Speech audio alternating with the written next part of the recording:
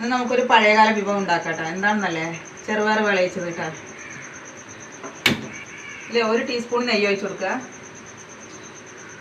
ഇതിലേക്ക് കുറച്ച് തേങ്ങ,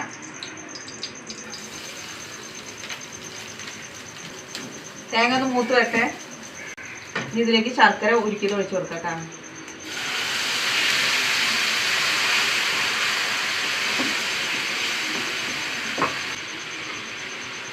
ചെറുപയർ വേവിച്ചതാണ് കേട്ടോ, അതിട്ട് കൊടുക്കാം. നന്നായി വറ്റിച്ചെടുക്കാം. ശർക്കരക്കട നന്നായി വറ്റിയിട്ടാ. ഇതിലേക്ക് ഒരു നുള്ളു ഉപ്പ് ഇട്ടാ, ഒരു നുള്ളു മതി.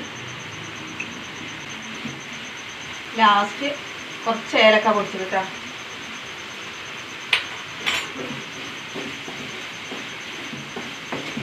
സൂപ്പറാണ്.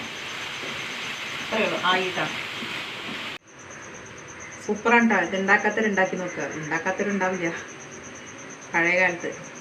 നല്ല ടേസ്റ്റാണ്. ഇഷ്ടപ്പെട്ട സബ്സ്ക്രൈബ് ചെയ്ത് ഫോളോ ചെയ്യട്ടെ. നമ്മളെ അംഗനവാടിയിൽ കിട്ടിയിട്ട് നല്ല ഓർമ്മയുണ്ട് എനിക്ക് കഴിച്ചത്.